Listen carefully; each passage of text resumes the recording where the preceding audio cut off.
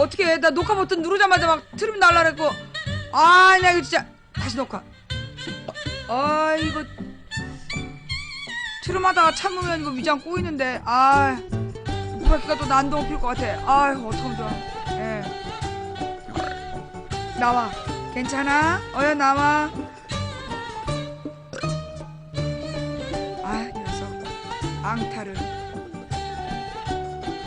다시. 음악 처음부터 다시. 어서오세요, 어서오세요. 도봉구 창동 사는 불량주부 망치부인이 운영하고 있는 생방송 시사 스타방에 오신 것을 환영합니다. 반갑습니다. 감사합니다. 어서오세요. 네. 반가워요, 반가워요. 어서 들어오세요. 네. 어떤 분들이 아까 제 방송 보면서 망치부인 그 피부가 왜 이렇게 곱냐 뭐 이런 얘기 하시더라고요. 정직하게 얘기하면 내 피부가 고운 건 아니야. 이 웹캠이 지가 저기 시키지도 않았는데 뽀삽질을 해서 그래. 잡티를 제거하는 그런 저기 성향이 있더라고. 그래서 가까이 보면 못 알아보잖아 사람들이. 나를 직접 보면. 대부분의 사람들은 카메라로 보면 더 못생기고 왜 실물이 훨씬 이뻐요 이러잖아요. 우리 방송은 반대예요. 어머 피부가 생각보다 검으시네요 뭐 이런 얘기하고, 어머 김이 봐 이러면서. 예, 그 시청자들이 자꾸만 그 화장품을 보내는 이유가 뭐겠어? 특히 무슨 선크림 같은 거? 가까이서 직접 보면 새까맣기 때문이죠. 자, 어서오세요, 어서오세요. 망치부인이에요. 자, 추천은 다들 하셨나? 예, 이제 저 중계방송이 만들어지고 있군요. 예, 잠깐만요. 중계방에 들어가 볼게요. 중계방에 하나 있는 것 같은데? 이제 내 방송 찾는 게 어려워. 아우, 그냥 무슨, 그걸 뭐라 그러지? 이상한 잡스러운 것들이 막 뜨는 바람에 옛날에는 이제 망치부인 딱 친 망치부인 본방송 중계방송 딱 떴는데 지금은 너무 쓸데없는 게 많이 떠. 그거 못 찾겠어. 가만히 있어 보자. 예. 어서오세요, 어서오세요. 어우, 추워.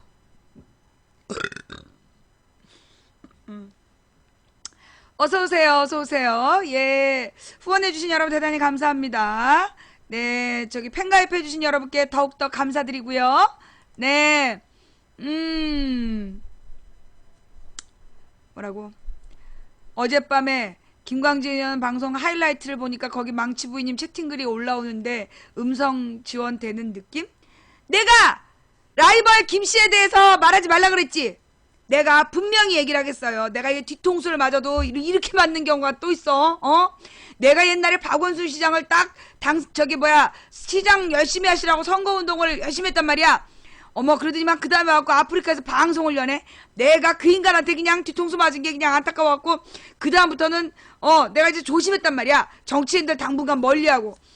그랬더니만 우리 방송에 그 왔던 그 라이벌 김씨, 그 라이벌 김씨가 우리 방송에 왔다 가더니 세상에 방송을 따로 열었네. 그것도 내가 어저께 생방송하는 시간에 그때 또 열은 거야. 우리 방송에 영원한 원칙이 있어. 타방장 방장 언급 금지의 원칙.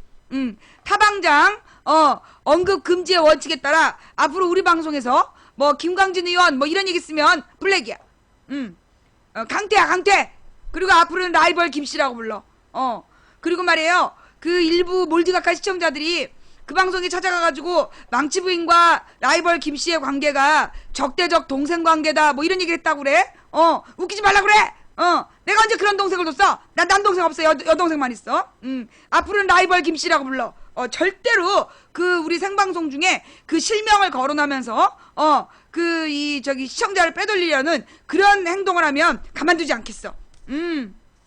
예, 라이벌 김씨. 앞으로 우리 방송에서의 별칭은 라이벌 김씨야. 절대 실명을 공개하지 말라. 검색도 하지 마. 적대적 동생관계? 잡기만 해봐. 내가 누군지 몰라도 그 말 만드니까 내가 잡기만 하고 가만 안 둬도. 적대적 동생관계야. 예. 자, 우리 방송에 오실 때만, 우리 방송에 직접 출연할 때만 그때 실명을 불러주고 그 외에 절대 발언 금지야. 알았지? 또 부르기만 해봐. 초장부터 흥분하면 안 돼. 살살 짧게. 방송을 이제 주 5일 방송하는 것도 힘들어. 그러니까 이제 웬만하면 2시간 반에서 3시간 안에 꼭 끊어야지. 이 길게 하면 좀 안 좋더라고. 밥이 너무 맛있으면 살쪄요. 뭐 왜 이럴까? 나 밥 한 공기밖에 안 먹었어, 점심에. 그것도 나 정말 다이어트 안 하기로 했거든. 여러분 그 소식 들었죠? 메르스가 계속 심각해지기 때문에 메르스 사태가 이렇게 진압이 안 되기 때문에 삼성 서울병원이 그 부분 폐쇄를 무기한 연장하기로 했다는 거. 그래서 나도 이 사태의 심각성을 인지해서 메르스 사태가 종료될 때까지 그 다이어트를 무기한 연기하기로 했어요. 사태의 심각성을 우리가 다 같이 인식을 해서 이 메르스 사태가 종식될 때까지 그 무리한 다이어트로 그 메르스 바이러스에 노출되는 위험을 원초적으로 차단하기 위해서 다이어트를 무기한 연기하기로 했습니다. 네. 왜 웃고 있지? 한번 해보자는 거야? 억지 핑계. 너 일로 와. 무슨 억지 핑계야! 그래서 내가 오늘은 좌우지간 내가 다이어트를 안 하려고 그랬는데 다이어트를 물타기 이것들이 진짜. 근데 내가 아무래도 요즘에 공주님 따라하는 게 유행이잖아. 그리고 이제 나도 좀 공주님처럼 우아하게 살아보려고 점심을 간단히 먹었어요. 그냥 밥 한 공기. 진짜 밥 한 공기. 2공기 안 먹었어. 딱 한 공기만 먹었어. 그리고 이렇게 기름진 육류 반찬 이런 거 안 먹었어요. 정말. 꽁치 김치조림 조금 먹었어. 꽁치 김치조림 조금 하고, 그 다음에 우리 시청자가 보내주신 피클과 장아찌 아주 조금씩. 그래서 영양가 있는 채식주의자답게 내가 얘기했지. 물고기는 육식 아니라고. 그래서 이제 물고기는 육식이 아니기 때문에 난 채식주의자로서 꽁치 김치조림하고, 그 다음에 장아찌 3개 하고, 그 다음에 이제 상추와 깻잎으로 이렇게 채식 식사를 했어요. 물론 밥은 내가 밥 진짜 딱 한 공기밖에 안 먹었어. 대신 떡을 먹었지. 쑥떡. 우리 신랑이, 근데 어저께 이제 밥이 2공기였거든. 신랑이 이제 밥을 2공기를 놓고 갔더라고. 근데 이제 어저께 돈가스 나베, 그거를 이제 해놓은 거야. 근데 이제 그걸 이제 혼자 먹기 아까워갖고 이제 동생을 불러갖고 같이 먹었거든. 그래서 동생을 불러서 같이 이제 밥을 다 먹었는데, 신랑이 와가지고, 밥이 2공기였는데, 그러는 거야. 아니, 내가 2공기를 다 먹은 사람 취급을 하는 거 아니야. 내가 어디 밥을 2공기씩 먹을 사람이야? 내가 어이가 없고 자존심 상해가지고. 그래서 내가 그랬지. 나 바람났어. 바깥에 서방을 데려다 먹였지. 그랬더니 신랑 비웃는 거야. 밥 해먹더라? 그러면서 그 표정에 그러는 거야. 네가 그래봤자 2공기 다 먹었지. 내가 2공기 안 먹었다고. 어저께도 1공기밖에 안 먹었어. 그리고 이제 대신 쑥떡을 먹었어.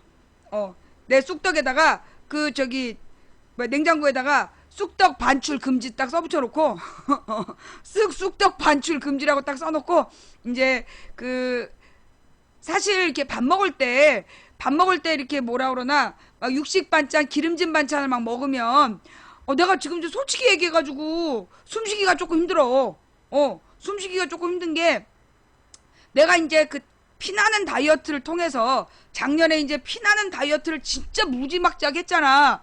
그래갖고 이제 배를 3팩까지 만들었거든. 원래 1팩이었는데 이제 3팩까지는 만들었는데 그만 요즘에 메르스 때문에 이 못돼 쳐먹은 메르스 새끼, 그놈의 메르스 새끼랑 그냥 내가 이제 싸우느라고 이게 다이어트를 좀 중단했더니 도로 1팩이 됐지 뭐야. 그래가지고 이제 오늘 밥을 조금만 먹어야 되겠다. 근데 밥을 조금만 먹으려고 하면 이렇게 속이 허하잖아. 그래서 일단 쑥떡을 1개 녹여서 먹고, 그 다음에 이제 밥을 1공기만 먹었지. 자, 뭐예요? 내가 이제 그놈의 쑥떡 때문에, 나 진짜 우리 갈랐을 뻔했잖아. 오늘 중요한 얘기. 내가 이제 냉장고를 사러 갔잖아. 냉장고를 사면서, 냉장고를 사면서 내가 무이자 할부를 했단 말이야. 무이자 할부 5개월. 근데 얘기들 거슬러 올라가서 그 전에, 작년 12월에 아이폰을 그 LG에서 아이폰 6를 내가 이제 그 방송용으로 만들었단 말이야. 만들 때 그 아이폰 6 플러스를 내가 만들면서 LG에서 뭐 그 전화기가 46만 원밖에 안 된다는 거. 아니 40몇만 원? 50몇만 원인가 40몇만 원밖에 안 된다는 거야. 그래가지고 그 전화기의 할부금이 17,500원밖에 안 나온대. 그래서 이제 그 만들었어요. 근데 이제 그러는 거야. 평상시 카드를 어느 정도 쓰느니. 그래서 이제 뭐 100만 원 정도 쓴다 그랬어. 그랬더니만 이 카드로 바꾸라는 거야. 자, 어떤 카드로. 그 카드로 바꾸고 평상시처럼 사용하면 된대. 근데 그게 선할인이라는 거였어. 그 선할인이라는 게 뭐냐면 그 30개월 동안 계속 70만 원씩을 써야 17,200원을 매달 할인해주는 그런 제도인 거야. 근데 이제 그래서 근데 사실 매달 70만 원씩 카드를 쓴다는 게 부담스럽잖아. 근데 냉장고를 사면서 내가 5개월 할부를 했으니까 이게 한 달에 50만 원 돈씩 나가는 거 아니야. 신난다 그랬어. 근데 왠지 느낌이 수상한 거야. 그래서 와서 찾아봤더니 세상에 선할인은 무이자 할부는 안 된다는 거야. 그 선할인 제도라는 건 무이자 할부는 안 돼. 그거 알았어요? 사실은 우리가 카드를 그렇게 막 몇십만 원씩 계속 쓴다는 건 쉽지가 않단 말이야. 근데 이 무이자 할부 금액은 무이자 할부를 한 달에 50만 원 정도씩을 쓰면 20만 원만 더 쓰면 20만 원만 더 쓰면 그 70만 원을 채울 수 있으니까 신난다면서 무이자 할부를 했단 말이야. 그 카드로. 근데 알고 보니까 무이자 할부는 안 된다는 거야. 정말 그 일시불 아니면 무이자가 아닌 할부. 근데 이게 그 이자가 한 20만 원 돈 나오더라고요. 할부 이자가 한 20만 원 돈 나오는 거야. 그러니까 이제 얼마나 약이 올라. 그래가지고 내가 이제 오늘 전체적으로 다 또 카드하고 전화기하고 다 정리를 싹 해버렸어. 그러면서 사실 이제 내가 그동안 80 요금제를 썼단 말이야. 80 요금제. 그 80 요금제가 뭐가는 그 KT에서는 완전 무한 69 요금제를 썼고 LG에서는 80 요금제를 썼어. 아니 SK는 80 요금제. 그리고 LG도 80 요금제를 썼어. 그런데 오늘 내가 이제 뭐라 그러나 차라리 카드 할부로 3개월을 해가지고 전화기 선할인 금액을 그냥 정리를 해버린 거야. 전화기로 50몇만 원이 선할인으로 잡혀있기 때문에 매달 70만 원씩 앞으로 그 25개월을 더 써야 돼. 근데 매달 70만 원씩 25개월을 쓰는 돈을 해봐. 10달이면 700만 원이 아니야. 그리고 20개월이면 1,400만 원이고, 그리고 7호 35 하면 2,750만 원어치를 써야 그 선할인을 갚는다는 거예요. 너무 어이가 없잖아. 그래서 차라리 그냥 그 선할인 부분을 그냥 카드로 3개월 할부로 끊었어. 할부로 끊어서 갚아버리고 더 이상 카드를 억지로 써야 되는 그 조건을 없앤 거야.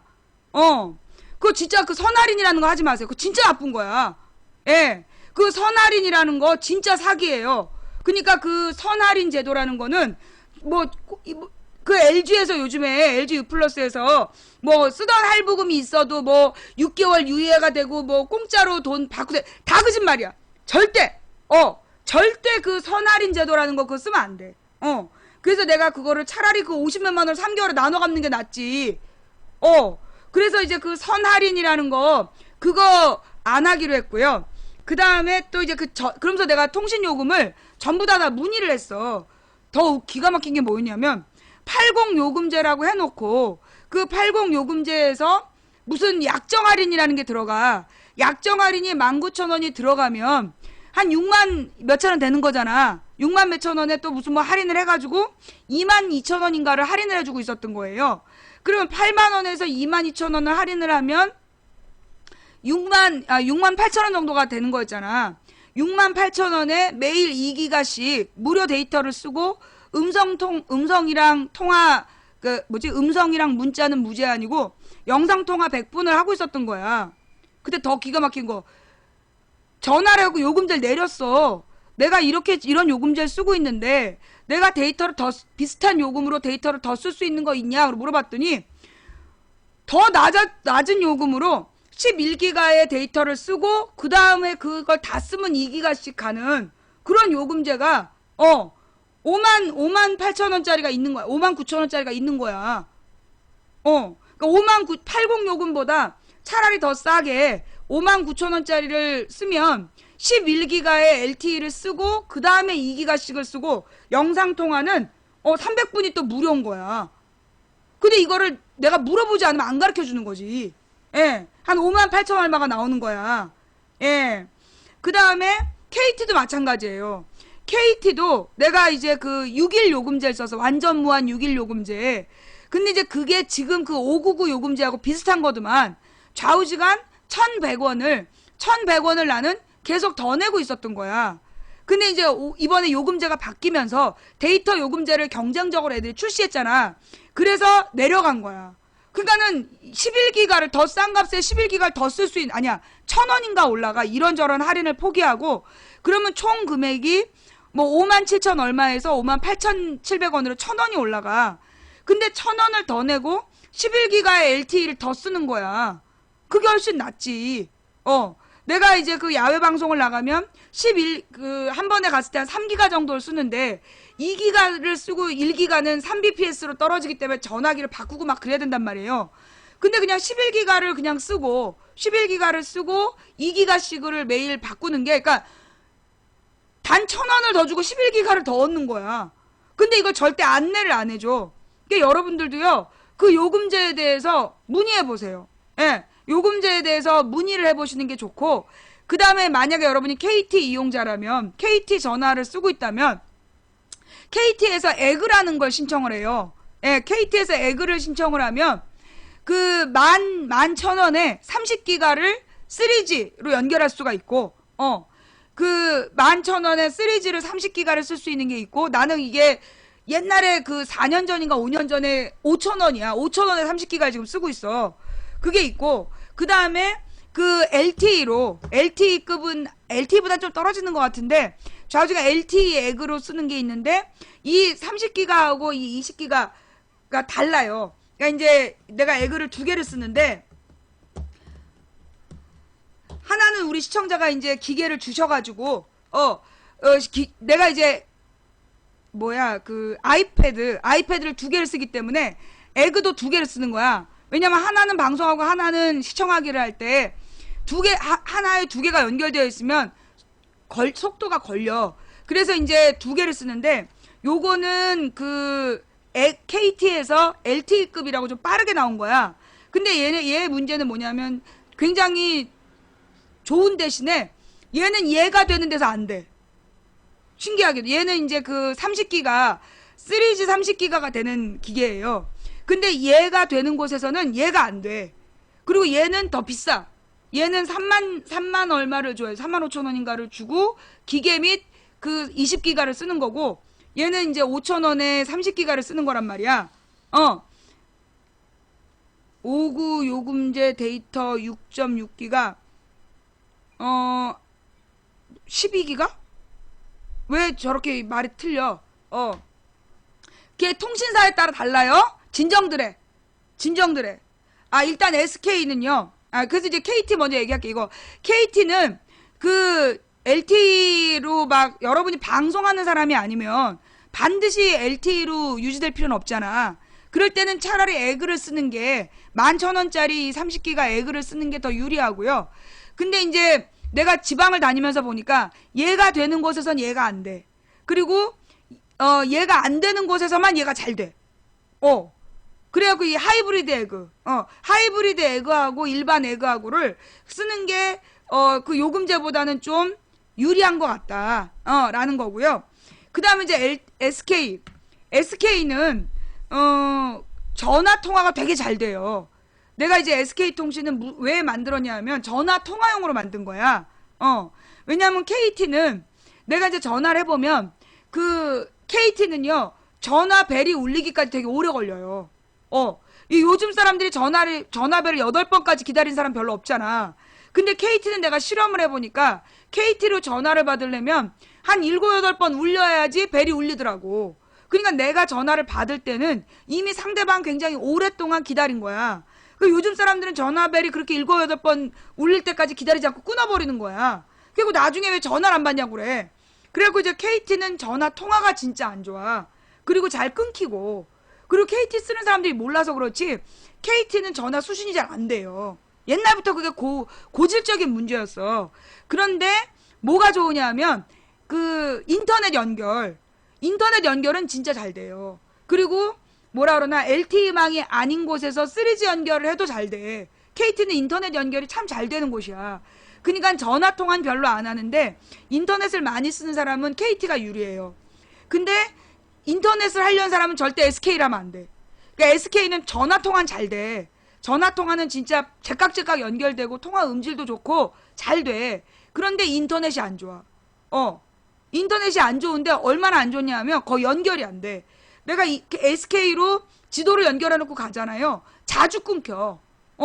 자주 끊겨. 그러니까 그 SK는 인터넷은 개판인 거야. 그게 이제 주로 통화를 많이 하는 사람은 전화 통화를 놓치면 안 되는 사람은 SK를 하는 게 좋고 SK통신에서 34,000원짜리면 데이터 안 쓰고 그냥 통화만 하는 게 34,000원짜리가 있어요. 그거 쓰시면 돼요. SK는. 그리고 나는 전화 통화는 별로 안 하는데 인터넷을 많이 한다. 그러면 KT를 하는 게 좋아. 그리고 3G가 KT는 연결이 잘 돼요. LG는 어떤 게 있냐면 LG는 전화 통화는 SK처럼 비슷하게 잘 돼. 내가 써보니까 LG도 전화 통화는 물론 이제 비싼 요금제를 하고 VoLT인가 뭐 그거를 하면 전화 연결이 잘 돼요. 그래서 전화는 잘 돼. 그 다음에 인터넷도 KT만큼 잘 돼. 근데 문제는 뭐냐면 이 LG는 3G가 안 돼. 그래서 뭐 3mbps로 떨어진다. 안 된다고 봐야 돼. LG의 문제는 딱 LTE LG를 뭐 2기가씩만 쓰고 나머지는 3mbps로 떨어진다 그랬잖아. 연결이 거의 안 돼. LG는. 그래서 LG는 2기가 이내로 쓸 사람만 데이터 무제한이 좋고 그 다음에 2기가 다 쓰고 나면 거의 연결이 안 된다고 보면 돼요. LG는. 근데 KT는 전화 통화는 안 되는 대신 전화 통화는 별로 안 좋은데 LTE가 끊기고 난 다음에도 그 3G망이 그래도 가동이 잘 된다는 거야. 내가 이거 세계 통신사를 다 쓰기 때문에 아는 거예요.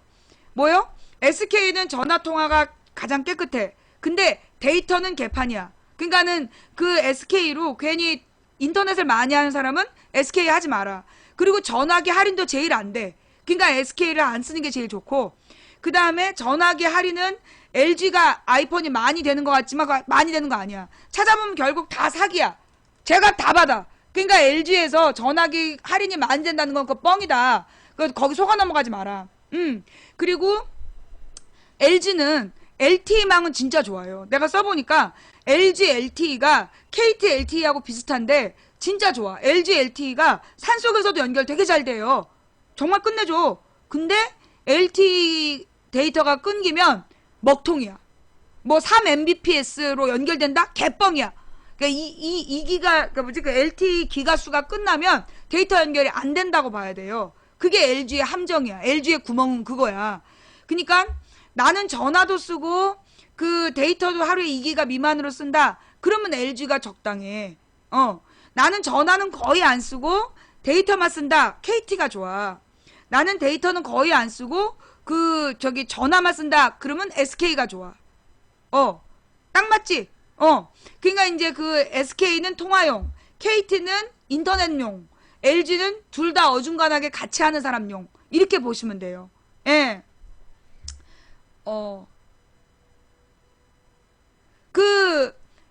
LG가 왜 그러냐면 LG 휴대폰 LG 통신 사장이 한번 바뀌었어. 몇 년 전에.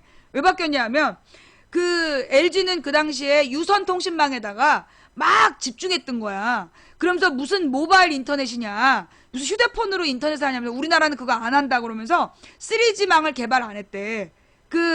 LG U 플러스에서 3G망을 개발 안 하고 유선 인터넷으로 집중을 했던 거야.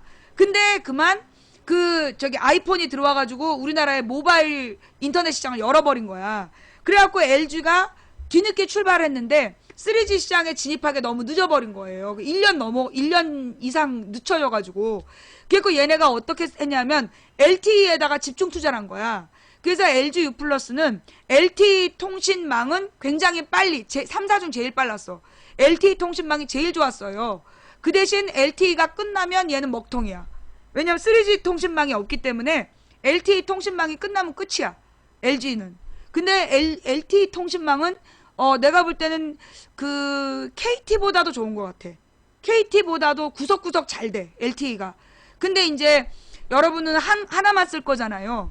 근데 이게 그리고 데이터를 다 써버린 다음에는 그 인터넷이 끊겨버리니까 그게 문제지. 그래서 이 통신사를 자기에 맞는 통신사로 가시고 그 다음에 전화를 해가지고 그러니까 여러분의 사용하는 패턴 그걸 보셔서 찾아서 그 패턴에 맞는 요금제로 절약을 해서 깎을 수가 있다. 지금 요금제를 변경하면서 안 가르쳐준다. 그리고 또 내가 그 대출이자 나 기가 막혀갖고 내가 틀림없이 변동금리라 그랬잖아요. 난 이제까지 변동금리로 알고 있었어. 틀림없이 변동금리라고 나한테 얘기를 했단 말이야. 근데 내가 증거가 없는 거야. 그 영수증이. 내 대출 이자를 내가 가서 알아봤더니 4.05%를 내고 있는 거야. 그게 왜 그러냐 그랬어. 그때 고정금리라는 거야. 그 당시 특판된 내용이라서 좋은 금리 우대를 했다는 거야. 2012년부터 지금까지 고정금리로 4.05%를 떼가고 있었던 거야. 그리고 나한테 고정금리라고 공지한 부분을 달라 그랬더니 그건 안 남아있대. 그때 특판이라서 다 설명된 거라는 거야. 나는 설명한 게 없어. 기억이 없어. 다른 은행이 물어봤더니 오래되셨죠 이러는 거야. 내가 그 대출 은행에서 지금 10몇 년째 대출을 하고 있거든. 이것들이 그러니까 옛날에 내가 한번 바꾸겠다 그럴 때 그때 딱 내려주고 그리고서는 계속 비싼 그 이율로 갔던 거야. 그래서 대출도요. 여러분 아파트 대출 하나 하시는 분들 갈아타야 돼. 정기적으로 계속 금리를 알아보고 더 낮은 금리 쪽으로 갈아타야 돼. 예.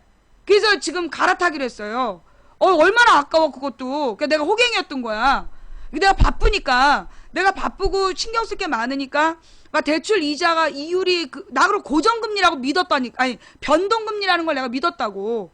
그래서 변동금리니까 알아서 자기네들이 내려줄 줄 알았더니 이 새끼들이 지네들 실적 높이느라고 고정금리를 해놓고 고정금리로 해놓고 나한테 얘기도 안 해주고 지네들은 나한테 공지했다고 우기는데 내가 안 받았다. 나는 변동금리라고 나는 안 내받았다. 그걸 증명을 내가 해야 되는 거야. 근데 내가 그걸 틀림없이 나는 변동금리라고 알고 있는데 그걸 증명할 방법이 없는 거예요. 그 수시로 갈아타야 되더라고 대출을. 그러니까는 지금 한 1년 넘게 한 1년 반 동안 더 낸 대출 이자가 한 200만 원 정도 더 냈어 이자로. 그럼 한 달에 1년 그러니까 10몇만 원씩 더 낸 거야 이자를. 그러니까 이제 그 대출 계약에 대해서 그 정확하게 이율은 얼마이고 이런 것들을 안내를 받아서 그거를 보관을 해야 돼. 보관을 해놓고 그리고 2년이나 1년에 한 번씩 갈아타서 이게 대출 이자에 대해서 확인을 계속해야 돼요. 자 이관왕이지. 아싸 시간 가는 줄 모르고 보는 방송 1위. 아싸. 자 그러면 지금 추천은 몇 개야? 2700명이 보고 있는데 추천은 1980. 그러면 이제 지금 한 800명이 또 안 하고 있는 거잖아 지금. 그지? 지금 이 시간 800명이 또 추천 안 하고 보고 있다가 딱 걸린 거야. 한번 해보자는 거지. 인생의 가장 중요한 순간. 응? 그녀에게 예쁜 꽃다발을 내밀면서 나와 결혼해 주오라고 고백하는 순간 바지에다가 설사할지어다. 그 오랫동안 기다려왔던 오빠야하고 첫 데이트하는 날 명동 한복판에서 그 스타킹 신은 다리에 설사할지어다. 자 아직까지도 그렇게 한번 그런 중요한 순간에 설사를 한번 해봐야 내가 그때 망치부인 방송을 들으면서 미리미리 그 추천을 할 걸 그랬구나. 그때 가서 후회도 늦어. 그래서요. 아니 이것들이 그러니까 이제 내가 오늘 경험한 건 뭐냐면 얘네들은 절대 국민의 서비스 정신 개지랄이야. 절대 대기업이나 은행은 서비스 정신 없어. 그리고 절대 옛날에는 옛날 시장에서는 오래 단골을 하면 뭘 더 주고 그랬잖아요. 절대 요즘에는 대기업이랑 오래 거래하면 안 돼. 내가 해보니까 대기업이랑 오래 거래하면 안 돼. 이것들은 오래 거래하고 아무것도 요구하지 않으면 호갱인 줄 알아. 그니까 전화기도요. 자꾸 이렇게 돌려가면서 통신사를 바꾸는 게 좋고, 오래 해봤자 아무것도 도움이 안 돼. 그리고 알아서 낮춰주는 것도 전혀 없어. 그러니까 계속해서 의심을 하면서, 이 대기업에 대해서 계속해서 의심하면서 요구를 해야 돼. 그리고 계속 바꿔가야 돼요. 그러니까 이것들은요. 그러니까 이제 내가 대출이자도 그랬잖아. 그 대출이자 얘기가 나왔으니까 오늘 계속 그 이야기로 가면, 사실 이제 이게 지금 정부에서 계속 뭐 서민 경제를 살리겠다 그러면서 계속 돈을 투자했는데 어디다 투자했어? 대출 이자 지원이야. 그죠? 지금 박근혜 정부에서 서민 경제를 살리겠다 그러면서 지금 돈을 꽤 썼어요. 십몇 조 이상 썼어, 지금. 근데 그 십몇 조를 써서 뭐 했느냐 하면 대출 이자 지원을 한 거야. 서민 대출하라 그러고 대출 이자를 지원한 거라고. 이게 중요한 거야. 무슨 얘기냐? 결국은 그 대출업을 하고 있는 놈들만 배를 챙긴 거야. 이 대출 이자 지원이라는 건 정말 밑빠진 독에 물 붓기예요. 예. 그러니까 실제로 뭐가 필요하냐면 그만한 돈으로 차라리 그 차상위 계층에 대한 복지 지원을 늘린다든가, 아니면 그 돈을 그냥 나눠주는 거야. 가령 이제 이 유럽이나 미국에서는 굉장히 경제적으로 안 좋을 때 그런 특단의 조치를 내요. 그냥 각 집에 뭐 연봉이 얼마 이하인 집에 20만 원씩 30만 원 그냥 나눠줘 버리는 거야. 그러면 그 돈을 그냥 쓰잖아. 그러니까 가난한 사람들한테 2, 30만 원 그냥 나눠줘 버리는 거야. 한시적으로 6개월 동안이라든가 뭐 이게 3개월 동안이라든가. 그러면 이 사람들은 이 어저께 문제가 됐던 연극배우나 영화배우, 생활고를 비관해서 자살하는 영화배우나 연극배우 같은 사람한테, 그 사람들한테 그런 돈을 뭐 50만 원씩이라든지 매달 줬다. 그럼 이 사람들은 그 돈으로 뭘 하겠어요? 먹고 사는 거야. 생필품을 산다고. 차라리 그렇게 돈을 나눠주는 게 좋지. 이게 사실은 대출 이자 지원은요, 그 정말 밑빠진 독에 물 붓긴 거야. 왜냐하면 몇 달 동안의 이자를 지원받으면서 대출을 받으면 대출금 갚아야 되고, 그리고 뭘 해야 되는 거야? 이자를 나중에 더 갚아야 되는 거야. 그렇잖아. 정말로 이 서민에 대한 경제 지원을 대출 이자 지원을 하는 것처럼 무식한 짓이 없는 거야.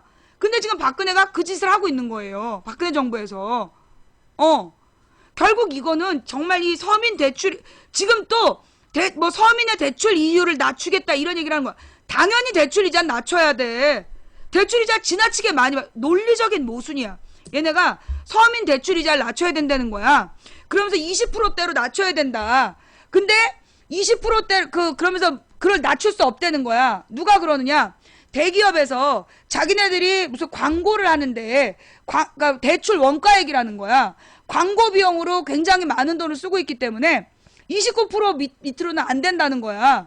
그런데 그렇게 그 광고 누가 하랬어? 누가 그렇게 광고하랬냐고. 케이블 방송을 도저히 볼 수가 없어. 그냥 방송을 하면 방송 하나당 대출 광고가 한 4-5편은 나와. 그렇게 대출 광고를 해놓고서는 대출 원가가 그래서 비싸기 때문에 대출 이자를 낮춰주질 못한다는 거야. 정말 개소리죠. 그래서 그러면 대출 원가가 비싼 대기업은 냅둔 그 뭐 20몇 프로를 한다고 그러고 광고하는 데는 광고 안 하는 데를 더 낮추면 될 거 아니야. 거기는 그러면 장사가 안 돼서 망한대나? 말 같지도 않은 얘기를 하는 거야 지금. 서민 대출을 해주는 데가 망해버리면, 그들이 망하면 도리어 서민들이 사채시장으로 내쫓기기 때문에 그렇게 하면 또 안 된다는 거야. 개소리죠. 정말 개소리야. 계란고양이가 이중주로 지저대는 개소리야 진짜. 개고양이 소리를 내면서 이것들이 결국은 그래놓고 그런 대출 이자를 낮추고 뭐 이런 거에 대해서 정부에서 지원금을 주고 이런 식이야 또. 정말 이런, 더 이상 지금 우리나라 서민 가계대출이 폭발 직전이잖아요.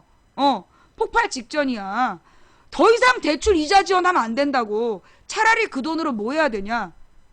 여러분 그 얘기 들었죠? 10대 기업에서 창고에 쌓아둔 돈이 500조 원이라고. 10대 기업의 창고에 쌓아놓은 돈이 504조 원이야. 근데 그 10대 대기업에 연관된 사람들을 비정규직을 정규직으로 바꾸는 데 들어가는 돈이 4조 원이래. 그러면 1%도 안 쓰는 거야. 지금 10대 대기업의 창고에 쌓여있는 돈이 504조 원. 그런데 그 대기업에 비정규직으로 일하는 사람들을 정규직으로 바꾸고 제대로 월급을 주는데 들어가는 돈은 단 4조 원. 그러면 1%도 안 된다는 얘기야. 5조 4천억 원이 1%인데 4조 원만 있으면 정규직으로 하고 월급을 제대로 줄 수 있다는 거야. 근데 그걸 안 하고 있는 거예요. 정부에서 그동안 푼 돈이 작은 돈이 아니야. 봐봐. 10대 대기업에 연관된 사람들을 정규직으로 바꾸는데 돈이 그만큼 4조 원이면 된다는데 그동안 정부에서 대출 이자 지원이라고 쓴 돈이 10조 원 넘어. 그러면 그 돈은 결국은 쓸데없는 데다 돈을 썼다는 거예요. 차라리 그 돈으로 노동자들의 임금을 올리는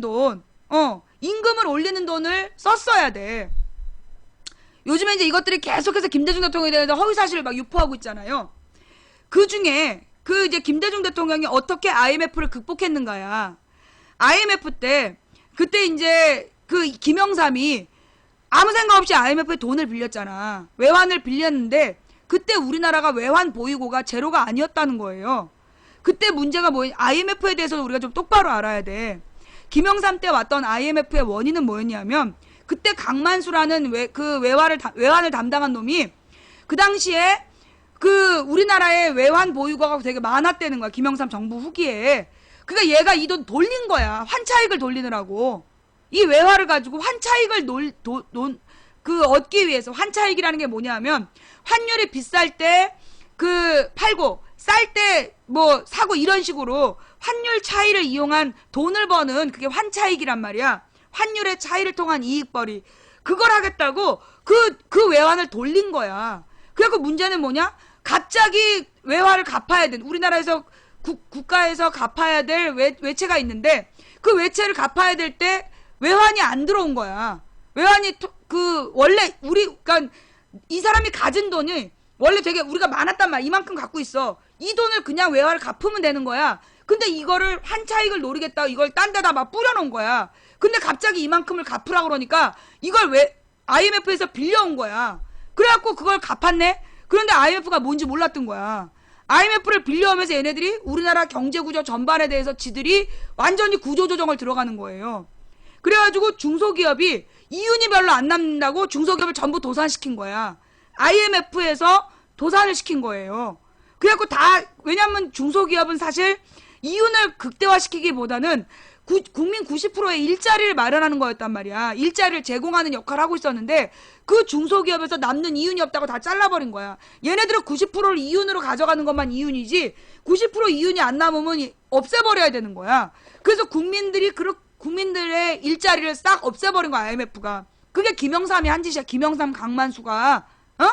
그래가지고 그 외화를 빌려오는 바람에 그 외화를 2년 만에 김대중 대통령이 갚았어. 빨리 갚았는데 김대중 대통령이 혼자서 갚은 게 아니라 국민들이 급하게 이제 금을 내다 팔고 그러면서 그 외화를 아주 기본적으로 필요한 부분을 마련하고 그 다음에 강만수가 쓸데없이 뿌려놓은 돈을 다 걷어다가 그걸로 IMF를 2년 만에 극복을 한 거예요. 근데 그러면서 나타난 그 당시의 상황이 어떤 상황이었냐면 그 2년 동안 우리나라의 90% 그러니까 중소기업에서 담당했던 90%의 일자리에 60%가량이 사라진 다음이었어. 국민 60%가 일자리 잃은 상태였다고. 그러니 이 사람들이 극빈 상태로 지금 막 떨어진 상황이야. 그래서 김대중 대통령이 그 상황에서 대책을 세운 게 두 가지였어요. 결국은 뭐냐면 소비 위축으로 가면서 나라 경제가 마비가 되는 상황이었거든. 그러니까 소비 위축을 막기 위해서 두 가지 비책을 세웠는데 첫 번째가 뭐냐 하면 공공근로 제도라는 걸 만들어 갖고 갑자기 일자리를 잃은 가장들에게 돈을 준 거야. 60에서 70만 원 정도를 갑자기 일자리를 잃은 사람들에게 준 거예요. 그래서 가장 가난한 사람들에게는 그 생활복지기금으로 돈을 공짜로 주고 뭐 장애인이라든가 일을 할 수 없는 사람들에게 그렇게 생활비를 지원해주고 차상위 계층이라 그래서 그렇게 생활보호 대상자는 아니지만 갑자기 경제가 어려워진 사람들을 대상으로 해서 공공근로를 했어요. 그래서 공공근로라는 걸로 돈을 뭐 60에서 80만 원 정도를 지급을 해준 거야. 그럼 그 사람들은 그 돈으로 생활비를 한 거야. 그래서 소비가 활성화됐어. 그 다음에는 김대중 대통령이 뭘 내렸냐면 김영삼 때까지 우리나라에서 신용카드를 갖고 있는 사람이 거의 없었어. 왜냐하면 신용카드를 받으려면 연봉이 5,600 이상이었어야 돼. 김영삼 때까지는 연봉이 5,600 이상인 사람만 신용카드를 발급해줬단 말이야. 근데 김대중 대통령이 이걸 낮추라고 그런 거야.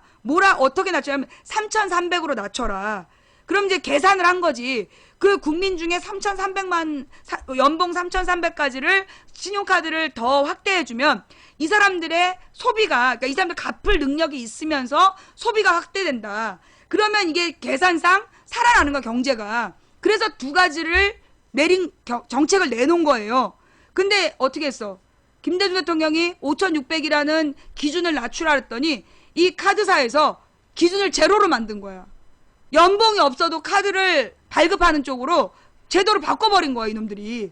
그러면서 길에서 막 카드를 만들으라고, 그래서 카드 돌려막기를 막 권유해주고, 그러면서 카드 발급을 막 권장한 거야. 그건 김대중 대통령이 한 게 아니야. 근데 이 새끼들은 뭐라래요?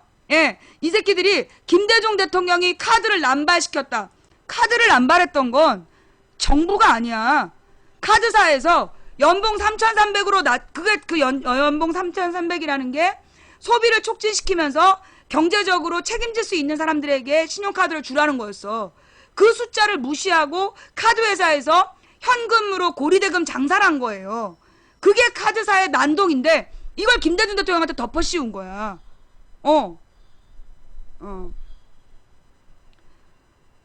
내가 아는 척을 하는 게 아니라 네가 무식해서 모른 거야.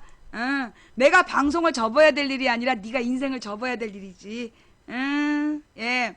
하여간 그래서 이 카드사들이 지네가 함부로 카드를 남발해놓고 그 모든 책임을 김대중 대통령한테 몰아붙인 거예요.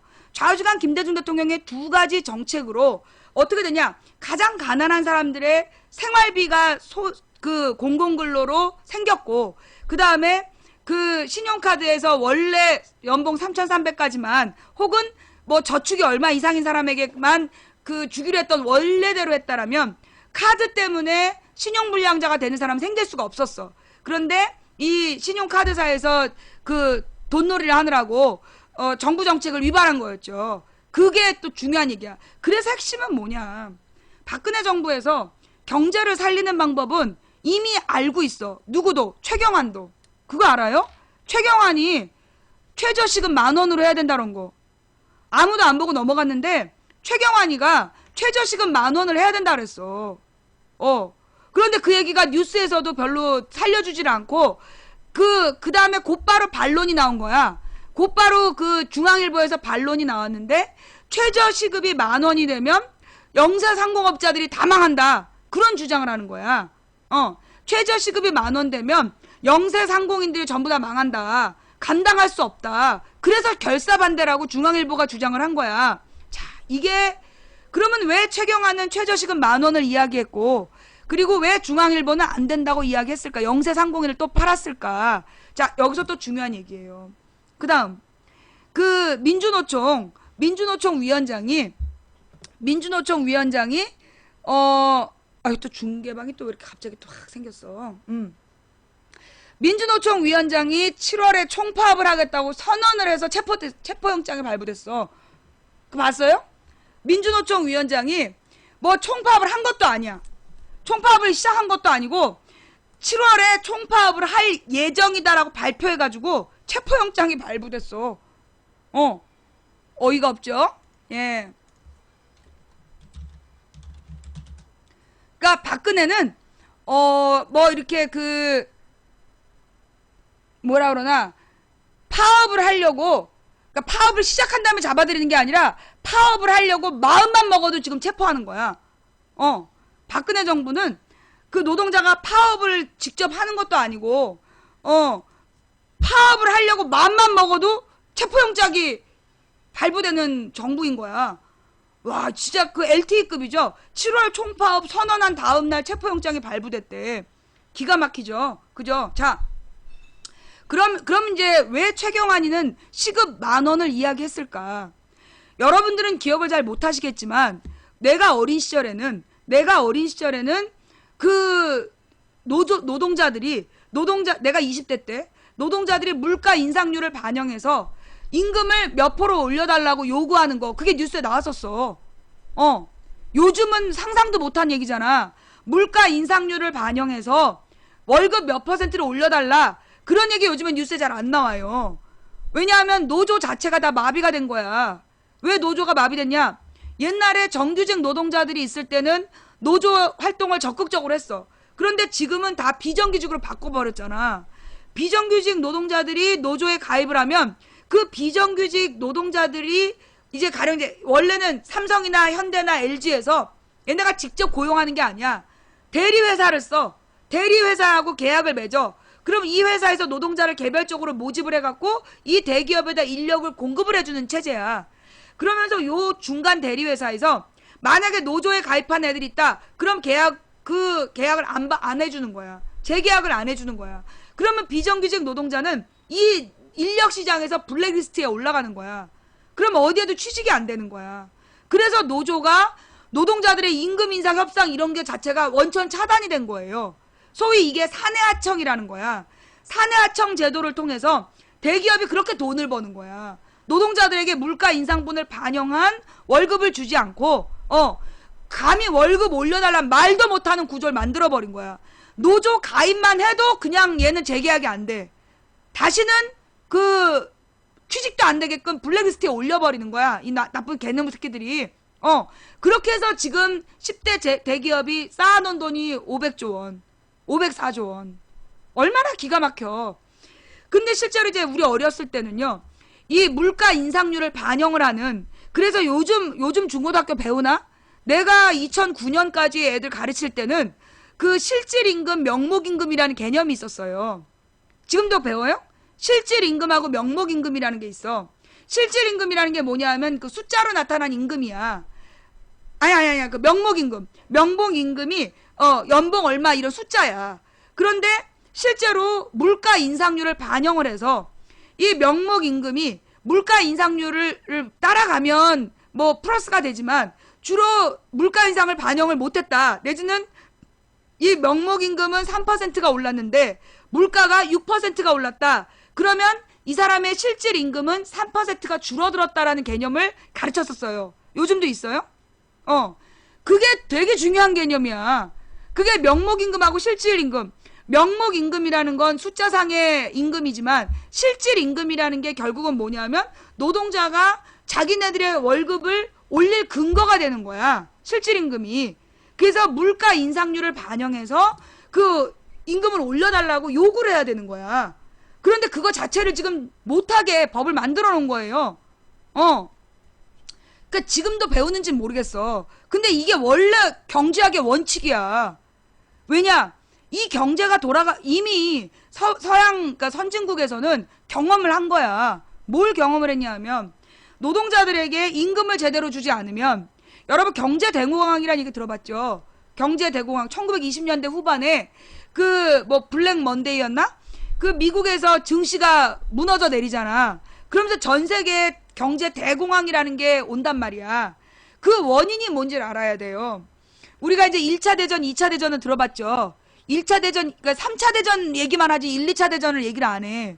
근데 이거 되게 중요한 전쟁이야. 왜 그러냐 하면 우리가 이제 그 서양의 역사에서 막 르네상스 멋있게 배우잖아요. 르네상스, 종교개혁, 신학로 개척 들어봤지?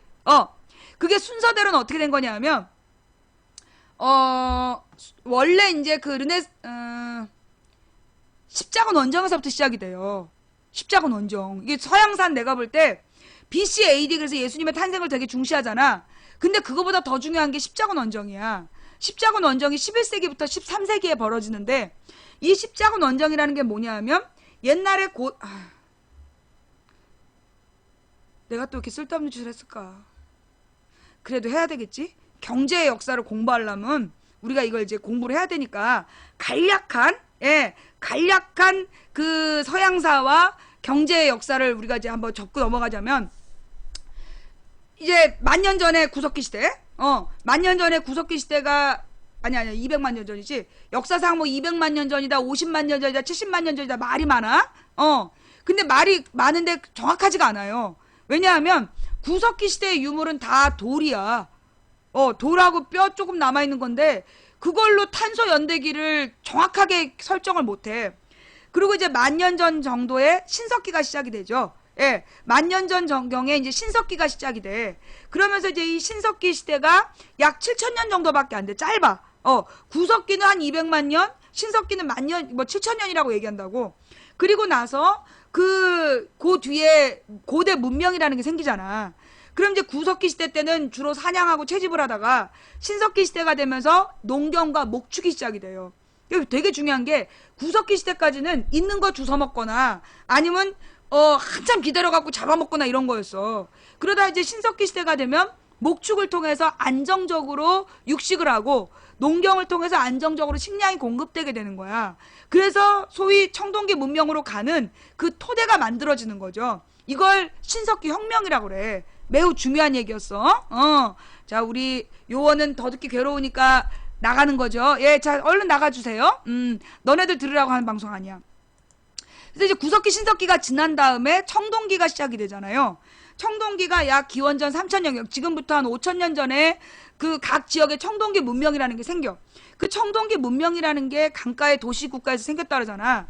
결국은 뭐냐면 강 주변에 농사가 잘 되는데 사람들이 자꾸 모이니까 그 모인 사람들 간에 분쟁이 생겨. 그 분쟁을 정리하기 위해서 권위가 필요했고 그게 군장이라는 이름으로 그 도시국가에 짱 먹는 놈이 그 반짝이는 거 달고 다니면서 내가 짱이다. 그게 청동기야. 청동기 칼 차고 목걸이 차고 막 이러면서 태양 막 반사해갖고 사람들 놀리고 막 이게 이제 청동기 시대였다면 그 청동기가 한 1500년이 지난 다음에 지금으로부터 한 2500년, 아니야, 지금으로부터 3000년경이지.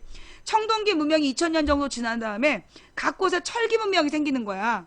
그래서 왜 옛날에 그 아놀드 슈왈츠제네거가 나왔던 옛날 영화를 보면 막 이렇게 말 타고 다니는 그런 영화 나왔고, 그 다음에 중국의 이제 중국 영화를 보면 명검 보검 얘기가 나와요. 예. 그 명검 보검은 뭐냐면 막 칼싸움을 했을 때 상대방 칼이 다 쪼개져도 이 칼은 쪼개지지 않는 명검. 그런 얘기가 나오잖아. 결국 그게 뭐냐면 철을 얼마나 단단하게 만드느냐 얘기야. 뭐 코만도 뭐 이러면서 막 이렇게 막 통나무 같은 허벅지를 가지고 막 가슴이 대포할 만한 여자를 앞에다 세우고 막 출렁출렁 말 타고 다니면서 싸우고 막 그랬던 그 묘한 시대. 그게 이제 이 청동기에서 철기로 넘어가는 시대야. 그래서 이제 결국은 얼마나 강력한, 얼마나 튼튼한 철을 만드느냐가 패권을 쥐는 거였어요. 그래가지고 이제 그 패권을 쥐는 그 나라들이 영토를 넓히면 대제국을 만드는 거지. 그러니까 중국의 역사에서는 춘추 전국 시대가 청동기에서 철기로 넘어갈 때야. 철기를 먼저 가진 발전된 철기를 가진 애들이 주변을 섭렵해 들어가는 과정이 춘추 전국 시대 700년이었어. 그러니까 굉장히 긴 시간이었던 거죠. 그리고 이제 그 서양에서는 소위 케사르, 시저라는 놈이 율리우스 시저라는 놈이 그 영국을 점령하던 시대, 프랑스하고 영국을 점령할 때가 그 서력 기원 전후야. BC 30년경? 그러니까 얼마 안 되는 거야. 그러니까 그때 프랑스하고 영국에 갔는데 얘네들이 아직도 돌도끼 들고 다녔다고. 프랑스하고 영국이 그때까지도 돌도끼 들고 다니고 그 이제 돌로 성 쌓고 이랬던 수준이었던 거야. 거기에 이제 로마의 문명이 전달이 되는 거죠. 그 그리스의 문명이 생긴 거는 기원전 한 2000년경이라고 보고, 그러니까 지금부터 한 4000년 전에 그 소위 이제 그리스 발칸반도 밑에 에게해라는 작은 바다가 있고 거기에 이제 그 근처의 섬에서 그러니까 동부 지중해에서 그리스 문명이 발생하고, 그리스 문명이 막 성장했는데 그 동부 지중해가 발달한 이유는 동양에서, 즉 아시아에서 전달된 그 문명을 받아들인 거야. 동양의 문명은 훨씬 더 오래됐죠. 황하 문명이나 인더스 문명이 서양 문명보다 훨씬 더 오래됐고, 그 다음에 더 체계적이었고, 이미 그 시기에 동양에서는 다 법이라는 게 만들어져 있었어. 이미 기원 전에 동양은 법전이라는 게 다 만들어져 있었다고. 근데 서양은 아직도 문명이 발전 안 한 상태에서 여기 이제 이 그리스 발칸반도가 지중해에 이제 그 터키 가까이에 있으면서 문명이 발달했던 거지. 그러다가 이 영화 300 봤죠? 영화 300을 보면 그 300의 주인공 나라가 누구야? 스파르타잖아.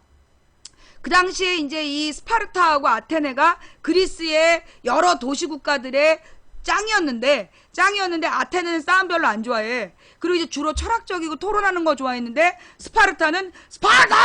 힘! 막 식스팩! 이랬던 거야. 그리고 이 스파르타는 어린 시절부터 애들을 막 단체로 모아가지고 집단 생활하고 그리고 막 그 무력 중심으로 애들을 키운 나라예요. 그러다 보니까 이제 이 스파르타와 아테네하고 서로 안 친했어. 근데 좌우지간 이 스파르타가 그 옆에 페르시아. 그 영화에 보면 페르시아가 되게 미개하게 나오지만 페르시아는 원래 굉장히 발달된 동양 문명이었어. 발달된 동양 문명이었던 페르시아하고 스파르타가 붙어가지고 그때 이 페르시아가 그 꽤 힘을 잃죠. 그러니까 굉장히 에너지를 낭비했고 그 다음에 이제 이 그리스 연합군하고 페르시아가 붙는 거 아니야. 페르시아 전쟁을 하면서 요 그리스가 이기긴 이겼는데 그러면서 그리스 문명이 무너지게 되는 거야. 너무나 많은 에너지를 페르시아하고의 전쟁을 성경의 블레셋이라고 나오는 게 페르시아인데 걔네들이랑 너무나 붙어갖고 전쟁을 오랫동안 하면서 그 힘을 잃는 바람에 그리스 문명이 기원전 한 6세기에서 5세기경에 힘을 잃게 된다고. 그때 이제 이 그리스의 학자들이 로마로 이사를 가요. 기원전 5세기경에 로마로 이사를 가갖고 그 이제 로마를 발전시키는 거야. 그때까지만 해도 이 로마가 기원전 5세기까지만 해도 이 로마가 좀 되게 미개했어. 그래서 그 로마의 강 주변의 작은 도시국가 수준이었고 그 늑대가 뭐 로뮬루스 어쩌고 저쩌고를 로마의 기원이 된 두 쌍둥이를 저기 늑대젖으로 키웠다 뭐 이런 전설이 있는 되게 미개한 수준이었는데 그 로마의 그리스 철학자들이 이사를 가서 전쟁을 피해서 가서 거기서 문명을 피운다고 이렇게 가르치는 거야. 그래서 만들어진 게 로마 신화. 그러니까 그리스의 신화가 로마로 가서 이름을 바꿔. 그리스의 신화에 나오는 신들이 로마로 가서 이름을 바꾼 거야. 그래서 그리스 로마 신화라고 그래. 그래가지고 이제 하는 일은 다 똑같은데 이름만 다른 신들이 그 존재하는 게 그리스 그러니까 지중해 동부의 그리스 문명, 지중해 서부의 이탈리아 문명. 그러면서 그러니까 이 유럽의 지도가 스페인, 그 다음에 이탈리아, 그 다음에 그리스 이렇게 돼 있거든요. 그 다음에 터키, 그 다음에 요 밑에가 북부 아프리카야. 북부 아프리카 끝에 이제 소위 한니발의 나라가 있는 거야. 한니발의 나라가 있는 거고 쓸데없는 얘기니까 넘어가고. 좌우지간 그래서 기원전 5세기경에 로마의 문명이 발달하기 시작해. 근데 300년 만에 이 로마 애들이 그러니까 그 우리나라하고 이 스페인 로마가 갖고 있는 특징, 그러니까 이탈리아, 스페인, 한국이 나는 되게 비슷하다고 봐. 어떤 성향이 비슷하냐 하면 그 굉장히 새로운 문물에 빨라요. 새로운 문물에 관심이 많고 그리고 머리들이 좋아. 그리고 굉장히 창의적이야. 그리고 굉장히 열정적이야. 그래갖고 이 로마 사람들이 그리스에서 1500년을 묵은 문명을 얘네들은 300년 만에 완전히 딱 따내는 거야. 그래갖고 굉장히 실용적으로 반영을 해요. 실용적으로 반영을 해서 로마가 단 300년 만에 요 동부 지중해를 장악을 하는 거야. 그러면서 이 로마가 이제 동부 지중해에서 장악하는 과정에 한니발이라는 애가 원래 동부 지중해는 한니발의 그러니까 그 카르타고의 동네였단 말이야. 근데 감히 이제 그 로마 애들이 키도 작만 애들이 나타나가지고 동부지중해에서 막 소리를 지르니까 이 스페인으로 건너가. 그래가지고 알프스 산맥을 넘어가고 이탈리아 반도로 들어가서 로마로 쑥대밭을 만드는 게 한니발이야. 그러다가 그 한니발이 안타깝게 포기하고 죽잖아. 그러니까 이 한니발이 무너지면서 결국은 이 로마가 동부지중해를 다 장악하게 된단 말이야. 그러면서 200년 동안 꾸준히 커서 시저가 나타나. 그 시저가 나타나서 소위 그 어디까지 영국까지 차지하는 거야. 이탈리아 먹고 프랑스 먹고 스페인 먹고 그러면서 어디까 영국까지 가서 영국의 섬나라까지 다 점령을 한다고. 그래서 소위 서유럽이라는 게 만들어지는 게 그게 그 시저 때야. 그리고 이 시저가 그렇게 로마를 크게 성장시켜 놓고 아우구스투스라는 양자한테 황제를 맡기잖아. 그리고 난 다음에 이 황제 시대 때 이 로마는 계속 확장되는 거야. 계속 확장이 돼가지고 이 어디까지 그 동부 지중해 다 먹고 아프리카 북부까지 다 먹고 그래서 거대한 로마가 만들어져. 지중해를 둘러싼 거대한 로마가 만들어져서 그렇게 500년을 더 가요. 그러니까 로마를 1000년이라 그래. 로마의 역사가 1000년이야. 시저 전에 500년, 시저 이후에 500년. 근데 그 시저 이후에 500년 중에 결국은 이제 이 로마의 역사는 기독교의 역사와 같이 있고, 이 기독교인들이 막 그 지중해 일대에다가 우리는 평등해 그러고 돌아다닌 바람에 로마의 황제가 도저히 견디질 못해. 처음엔 막 다 죽이다가 어쩔 수 없이 기독교를 공인하게 되는 게 300년대 후반. 300년대 후반에 기독교를 공인하고, 그 다음에 황제가 교황을 자기가 이제 그러니까 동일시하는 거야. 내가 곧 황제가 곧 종교의 대빵도 먹었어. 기독교를 국교화하면서. 그랬는데 로마가 너무 커. 그래서 이제 어떻게 되냐면 나중에 동로마 서로마가 갈라져. 그리스를 중심으로 한 동로마, 이탈리아를 중심으로 한 서로마, 이렇게 갈라져요. 그래서 2명의 황제가 나타나가지고 각 지역의 황제 겸 그 종교의 지도자까지 맡아서 살다가 서로마가 망하는 게 470 몇 년이에요. 476년인가에 서로마가 망해요. 그때 왜 망하냐? 소위 이제 이 그 몽골 위쪽, 몽골공원 위쪽에 있었던 훈족이 움직여. 흉노족이라고 얘기되는 훈족, 흉노족이라는 이 그 어마어마한 기마민족이 서진을 해요. 서진을 하면서 게르만족이 자기네 땅을 뺏기고 쫓겨 내려오는 거야. 그러면서 게르만족이 쫓겨 내려오면서 서로마로 막 이주를 해오고, 그 게르만족들이, 그러니까는 그러니까 이탈리아 사람이 독일 사람보다 키가 작아. 원래 프랑스 사람이나 이탈리아 사람은 그 독일 사람보다 키가 작아요. 독일 사람들이 소위 이제 게르만족, 이탈리아 사람들이 라틴족. 라틴족은 그 게르만족보다 키가 작으면서도 우리랑 하여튼 기질이 비슷한 사람들이야. 근데 이제 이 게르만족이 와가지고 서로마에서 용병으로 일을 하고 있다가 결국은 이제 이 용병들이 나라를 먹어버리는 거야. 그게 이제 서로마의 멸망. 그게 5세기. 그래서 서로마의 1000년 역사가 끝나는 거야. 이탈리아 반도를 중심으로 한 역사가 끝나. 그리고 난 다음에 서로마에는 교황이 사라지는 거야. 근데 동로마는 여전히 동로마 황제가 그 비잔티움이라는, 터키하고 그리스가 만나는 그 가까운 데 이제 그 비잔티움이라는 걸 만들어 놓고 거기서 황제가 계속 있었어. 그렇게 동로마는 1000년을 더 가요. 1500년경까지 1000년의 동로마가 시작이 되는 거야. 서로만 망했어. 그래서 교황이 없어. 교황이 없는 동네 600년에 그리고 왕도 없어. 이 뭐 영국, 프랑스, 이탈리아, 독일, 스페인, 여기 왕이 없었어. 전부 다 이렇게 공주님, 왕자님이 나오는 왕 얘기가 있잖아. 옛날 멀고 먼 나라에 공주님과 왕자님이 사랑을 하고, 그 임금님이 누구냐 하면 진짜 임금님이 아니라 소위 봉건 제국이라 해서 조금조금하게 동네 사람들 모여가지고 이제 모여 살았던 사람들이야. 근데 이제 그 땅에 대한 소유권을 어느 가문이 인정받기 위해서 뭔가가 필요했어. 그때 만들어지는 게 서양의 교황이야. 600년에 만들어지는 교황이라는 게 결국은 뭐냐면 종교의 권위를 가지고 그 땅 네 거야 라고 인정해주는 거야. 대신에 헌금을 받았던 거지. 그게 이제 교황의 시작이야. 그래서 이제 교황이 600년경에 처음 나타났을 때만 해도 괜찮았어. 근데 이제 점점점 영주들한테 보석을 받고 뇌물을 받고, 거기다가 이제 그 사촌들끼리 혹은 형제들끼리 막 그 칼싸움을 하면서 그 가문의 깃발을 지 걸로 만들려고 피비린내 나는 음모가 펼쳐지고, 그때 주고받는 뒷뇌물로 이 교황들이 돈을 번 거야. 삼삼하게 재미를 보면서 10세기까지 갔어. 근데 보니까 이제 10세기 정도 됐는데 애들이 갖고 오는 물건이 희한한 게 많은 거야. 막 이렇게 그 중국 비단, 뭐 향료, 그리고 막 야리꾸리한 막 그 아라비아와 저 중국에서 들어오는 발전된 막 문물들이 들어오는 거야. 그러니까 교황이 물어본 거지. 너 이거 어디서 났어? 저 동로마에서 사왔다고. 그래? 동로마? 이렇게 하고 이제 어떻게 하면 저 동로마로 동로마에 가서 내가 거기를 차지해야 되는데, 알아보니까 이 동로마는 터키를 통해서 중국과 인도에 발전된 물산이 들어오는 거야. 어떻게든지 거기를 좀 차지하고 싶은데 그쪽 동네는 이슬람이 꽉 잡고 있어.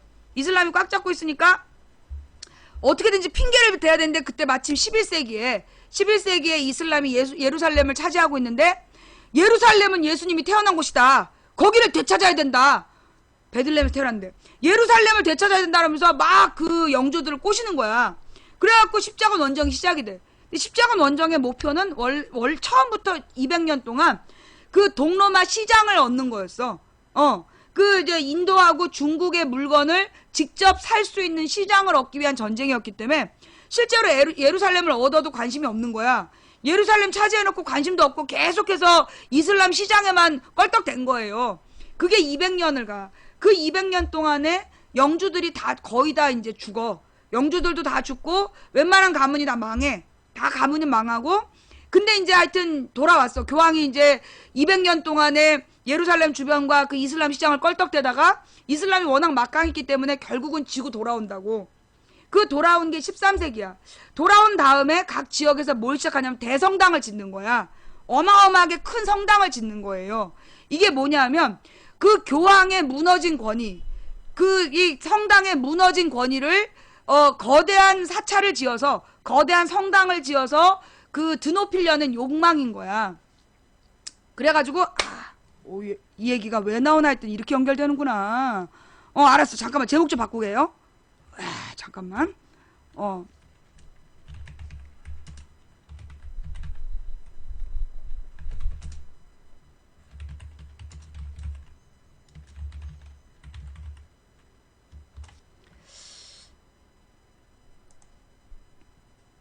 그 왜 요 사이비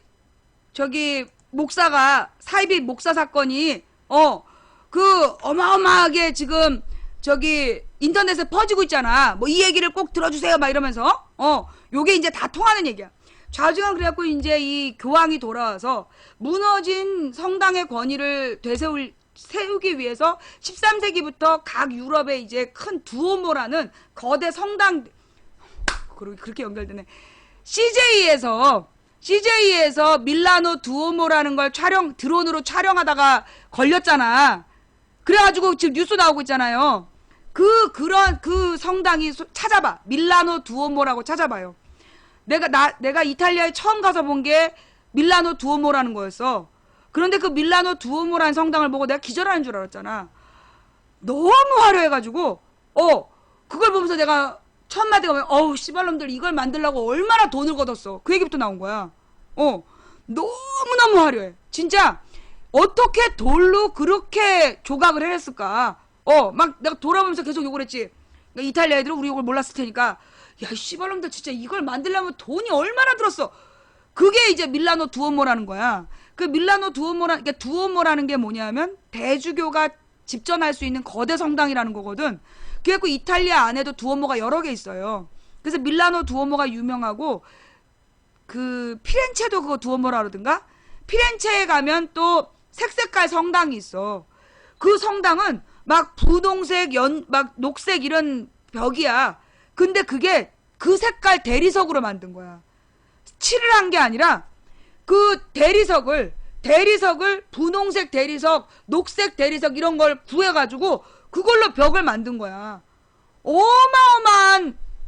어마어마한 대리석이 그 비싼 거를, 그게 결국은 다 이 종교와, 그러니까는 권위가 떨어진 종교와 그 지역에서 성장하는 대부호들의 이 뭐가 맞아 떨어져서 각각의 이익이 맞아 떨어져서 만들어진 대성당들인 거야. 그게 아주 그냥 유럽에 세고 셌어. 근데 좌우지간 13세기부터 이 뭐라 그러나 무너진 종교의 권위를 세우기 위해서 대성당을 지은 거야.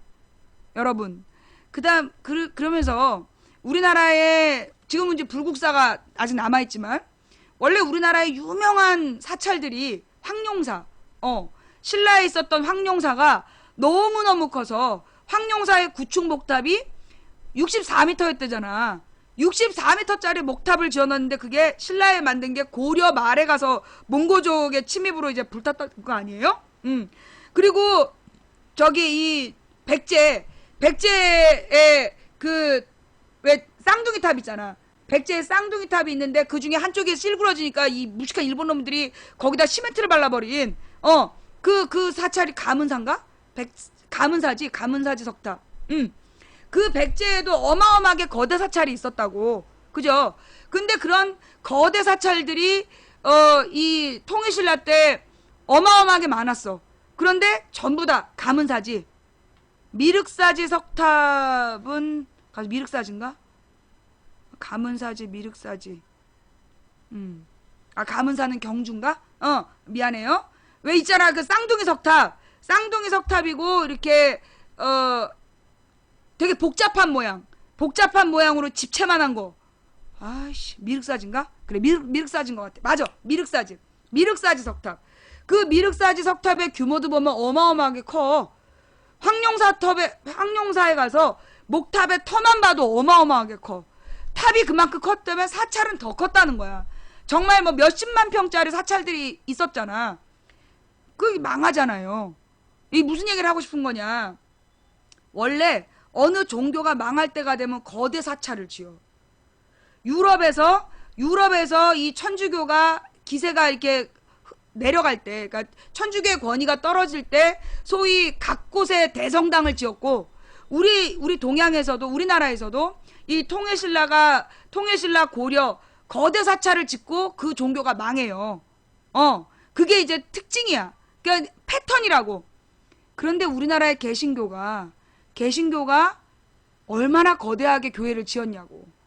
지난 한 20년 동안, 지난 한 15년에서 20년 동안 이 개신교들이 교회를 엄청 크게 지었어요. 무지무지하게 교회를 크게 지었어. 그 수천 명이 들어가는 교회들을 지었잖아. 뭐 10,000명, 20,000명, 수천 명이 들어가는 교회들을 지었는데, 그리고 나서 사고가 터지는 거 아니야.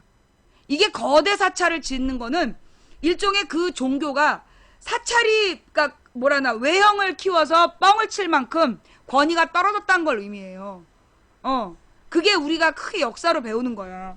이게 다 연결된 얘기니까 이제 계속 할게요. 좌우지간 경제사로 돌아가서, 그래갖고 이제 거대 사찰을 지으면서 그 중에 성 베드로 성당이라는 걸 짓다가 돈이 모자라니까 면죄부를 팔고, 그 면죄부 팔다가 독일의 루터한테 걸려가지고 개쪽을 당하면서 종교개혁이 시작이 되는 거잖아. 루터의 종교개혁이 그렇게 시작이 된단 말이야.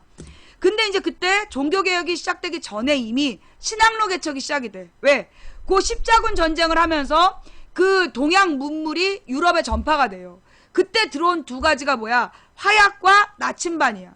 그게 중국에서 만들어진 화약과 나침반이 이 유럽으로 전달이 되면서 그 화약과 나침반을 가지고 유럽에 이제 특히 스페인을 중심으로 해서 출발을 하는 거야. 신학로 개척. 새로운 우리가 지중해를 통과해서 이슬람을 통과할 수 없다면 차라리 저기 아프리카를 지나서 그 인도하고 중국으로 가면 된다. 그러면서 아프리카를 지나 인도하고 중국으로 가는 길을 개척하는 게 신학로 개척이야. 근데 가다가 이제 적도를 넘어갈 때 대부분 죽는 거야. 너무 더워가지고. 적도를 넘어가는데 그 적도가 또 얼마나 길어. 그러니까 대부분 죽고, 이제 우리가 여기서 죽나 보다 할 때 아프리카 끝이 보이니까 그게 희망봉이야. 희망봉을 넘어서 아라비아 반도를 지나 인도로 가는 길이 발견이 처음 되죠. 그러면서 이제 점점 이제 동방으로 가는 길이 이제 발견이 되는데, 그때 이제 이 콜럼버스라는 사람이 1492년에 그 연도가 중요해. 1492년에 콜럼버스가 야, 이렇게 아프리카를 넘어서 가려면 적도를 통과해야 되는데 가다가 다 죽으니까, 그때 이제 유럽은 뭐가 통해 들어와 있었냐면, 이미 동양은 삼관왕이다. 내가 뭐 누굴 쫓아냈다가 쫓겨난 시청자가 많은 방송이야. 우리 강태도 별로 안 했는데 어떤 새끼야? 쫓겨나지도 않고 신고한 놈. 아이 썩어놓은 새끼. 어쨌거나 삼관왕. 따라라라라라. 좌우지간. 그래가지고 이제 그 콜럼버스가 서쪽으로 가는 거야. 야, 우리가 아프리카 적도 넘어가다 다 죽으니까 우리 서쪽으로 가자. 그러면서 이제 서쪽으로 가자는 얘기를 해야 되는데, 그때 이제 막 사람들이 말을 안 들은 거 아니야. 그러니까 이제 콜럼버스가 귀족들을 쫙 모아놓고 달걀을 세워봐라. 유럽 사람들은 이 달걀을 되게 중시했던 거야. 삶은 달걀을 그 아주 보석으로 장식한 달걀 받침에다 놓고 그걸 이제 깨먹는데, 그 달걀 받침 모양이 이게 달걀이 이렇게 한쪽은 삐쭉하고 한쪽은 둥그렇잖아. 어느 쪽을 위로 놓느냐 가지고 싸움박질하고 그게 걸리버 연기에 나오는 거 아니야. 소인국 나라 두 개가 싸움이 난 이유가 그 달걀 아래 위가 갖고 싸움박질하고 그랬었어. 그게 왜 중요하냐면 이제 이게 보석으로 달걀 받침 만들어놨는데 홀쭉하게 만들어놨는데 둥그렇게 놓겠다. 그럼 거기서 이제 막 문제가 생기는 거 아니야. 그랬던 거지. 걔네들이 웃기는 애들이야. 자기가 이제 달걀을 이제 깨먹고 그러는데, 이제 콜럼버스가 야, 달걀 세워봐라. 그러니까 이제 애들이 막 세우려고 침 바르고 뭐 별짓을 다 했겠지. 치즈 바르고 뭐 옆에 양상추 쌓아보고 안 됐거든. 그러니까 이제 콜럼버스가 달걀 한쪽을 딱 깨가지고 세우니까 야 그건 우리도 할 수 있지. 그 너 왜 안 했냐. 그래서 나온 말이 그 유명한 발상의 전환. 예, 이 발상의 전환이라는 게 그 뭐가 아니야. 이걸 깨지 말고 세우라는 얘기가 없었어. 그러니까 깨서 세우면 되는데 그걸 못해가지고 이제 막 별짓을 다 하다가 콜럼버스한테 지고 막 콜럼버스 욕하고 그랬단 말이야.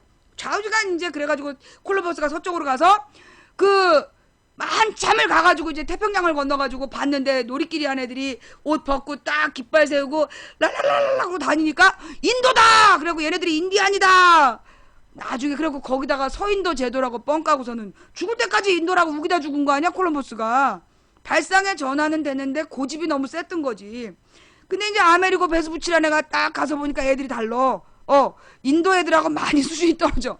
그동안 구경했던 인도 물건이 여긴 없어. 뭔가 수상하다 싶어서 딱 봤더니 자연이 틀려. 아 여기는 아메리카 대륙이야. 그래서 지 이름 딱 불러갖고 원래 거기가 콜럼버스 대륙이 될 수 있었는데 콜럼버스가 고집이 세가지고 여기 인도야. 그리고 죽는 바람에 이제 아메리카 대륙이 된 거지. 좌우지간 그게 신항로 개척이 14세기경부터 시작이 됐다는 거지. 14, 15, 16 이때 신항로 개척이라는 게 시작이 되고 그때 이제 이 동로마에 또 문제가 생기는 거야. 아까 왜 살아남은 동로마. 이 동로마는 동로마하고 이제 서로마의 차이가 있어. 그 서로마의 교황은 하얀색 모자 써. 하얀색 이렇게 딱 똥 달린 거. 예. 그 하얀색이 금색으로 수놔가지고 되게 화려한 그거 물론 우리 지금 프란시스코 교황님은 절대 안 입는 거. 옛날 교황이 입는 거 좋아했던 베네딕트가 입기 좋아했던 하얀색 그런 거. 그게 이제 서로마 교황의 옷이고 동로마 쪽 사람들은 일단 수염이 길어. 수염을 굉장히 기르고 그 다음에 시커머. 처음부터 끝까지 시커매. 시커멓고 동그란 모자 쓰고 말을 잘 안 해. 그리고 이 동로마 그러니까 그걸 정교회라래요. 그리스 정교회. 그리스 정교회 사제들은 굉장히 검소하고 막 고행을 하고 막 그런 사람들이야. 그게 약간 달라. 검정색 옷 입고 다니는 그 검정색 큰 모자 쓰고 수염을 기르면 그게 동로마 정교회. 그 다음에 하얀색 이렇게 반짝이 옷 입고 다니면 그게 서로마 교황. 그 차이가 있어. 그 1000년 동안을 잘 지냈던 그리스 정교회에서 문제가 생겨. 그 동로마가 이제 그 뭐라 그러나 그때 이슬람에서 갑자기 세력이 확장돼가지고 동로마를 위협을 한다고. 그러니까 이 동로마 학자들이 연구했던 모든 책을 싸들고 그 이탈리아로 이사를 와버려요. 이탈리아로 이사를 대거 한 게 14세기야. 14세기에 이 동로마에서 학자들이 와가지고 로마의 귀족들의 지원을 받으면서 학문 연구를 해. 그러면서 거기서 뭐가 생기는 거야? 그리스 문화에 대해서 연구가 시작이 되고 인간의 아름다움, 그러니까 그리스 초기의 조각들을 막 구경을 하면서 이 로마 사람들이 야 멋있다 막 이러는 거죠. 그래가지고 이제 홀딱 베낀 그림들이 나오기 시작하는 거야. 그게 뭐야? 르네상스. 인간의 아름다움에 대해서 그 관심을 갖기 시작한.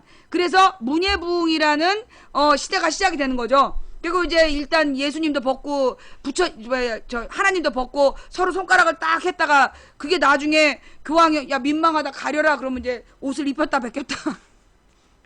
그 로마의 벽화 이제 그림이 그렇게 된 거예요.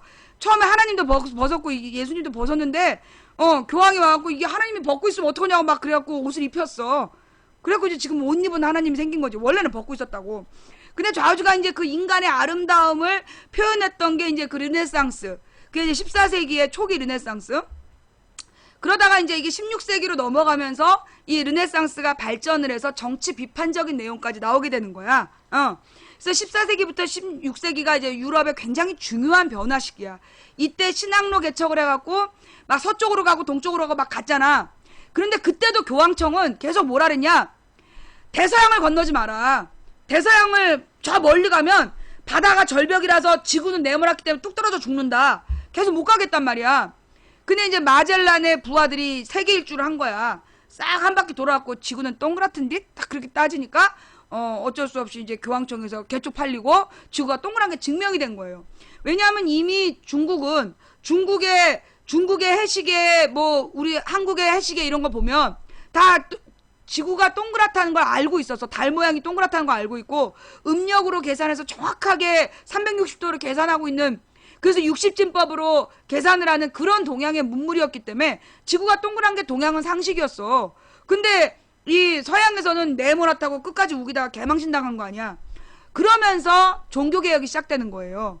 지구가 네모났다고 계속 우기면서 성당 짓다가 독일 루터가 그 면제부 거짓말이잖아! 그러면서 어디 성경에 어디 보면 돈 내고 구원받는다는 게 어딨냐. 그러면서 성경을 똑바로 봐라! 그러면서 그 라틴어 성경은 사실 되게 어려웠던 거야. 라틴어 성경이 어려워서 각 나라에서 예배 때마다 라틴어로 예배를 드리는데 그 라틴어가 되게 어려웠단 말이에요. 그래서 일반 신자들은 잘 모르면서 무조건 그래서 마리아 앞에 가서 기도하고 그랬었던 거지. 성경이 원래 라틴어로만 전파되어 있었고 각 나라 말로 성경이 없었던 거야. 근데 이제 이 루터가 독일어 성경 만들었고 돌리고 성경에 그런 말 없다. 돈 주고 구원받을 수 없다. 이러면서 이제 시비를 걸어갖고 종교 개혁이 이제 시작이 되는 거야. 그래서 이제 이 16세기, 17세기에 걸쳐서 15세기부터 16세기 끝나는 게 17세기 중반이죠. 1647년인가에 종교 개혁이 다 완전히 끝나는 거야. 그 기간 동안에 구교하고 신교로 나누어지게 되죠. 구교하고 신교가 막 쌈박질하고 쌩 난리가 피다가 결국은 이제 합의 보자. 서로 더 이상 죽이지 말자. 그래서 신교의 존재를 인정해 준 게 1640몇 년이야. 그래서 이제 이 종교 개혁까지. 그러니까 11세기부터 13세기가 십자군 원정, 그 다음에 신학로 개척, 그리고 르네상스 종교 개혁. 그러니까 르네상스 신학로 개척 종교 개혁이 한 세트로 이루어지는 거야. 그리고 난 다음에 뭐가 시작이 돼요? 시민혁명, 산업혁명이 시작이 되는 거야. 그 시민혁명이라는 게 뭐냐 하면 신학로 개척을 해가지고 이제 엘도라도 남아메리카에서 어마어마한 금을 캐가지고 그 돌아온 상인들, 그 사람들이 옛날에 배 타고 나갈 때는 이빨도 잘 안 닦고 이렇게 더러운 상태에서 이제 배 타고 갔단 말이야. 가는데 이제 선장이 이러저러 해서 이제 그쪽 남아메리카 여자랑 이렇게 붕가붕가 하다가 병 걸려 죽고, 그럼 이제 선장의 가장 신뢰를 받는 그 부하들이 이제 다시 힘을 모아가지고 이제 금을 싹 깨갖고 돌아오면 깨끗이 씻고 나풀나풀 블라우스 입고 막 귀족인 척하고 돌아오는 거야. 돌아왔는데 얘는 갈 때하고 올 때하고 옷이 달라졌을 뿐이지 내나 평민이란 말이야. 근데 이제 귀족이 딱 보니까 저 새끼 부자가 돼서 왔어. 야 내나. 그래갖고 세금을 막 왕창 걷는 거야. 그래갖고 이제 금 갖고 온 거 싹 귀족들이 나눠갖고 왕이 뺏어버리고 막 이러니까 얘는 열이 받는 거지. 그리고 얘네들이 이제 시발시발한데 어디 갈 데가 없는 거야.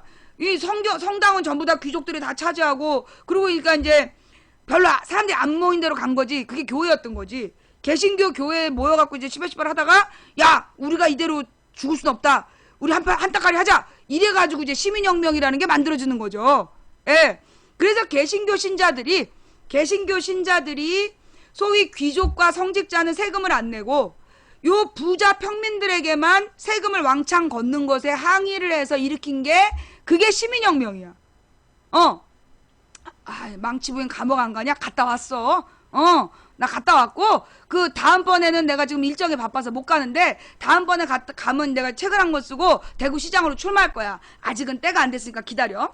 계속 얘기를 하다 보면 그래 이제 개신교에 모여가지고 이제 이 시민혁명이라는 게 벌어지는 거예요. 이 종교개혁을 일으킨 사람들도 종교개혁을 통해서 교회 자유로운 신앙의 자유를 얻은 사람들이 다 자본가들이었어. 소위 프랑스 말로 부르주아가 그렇게 신학로 개척을 통해 무역으로 돈을 굉장히 좋아하는구나 우리 시청자들이.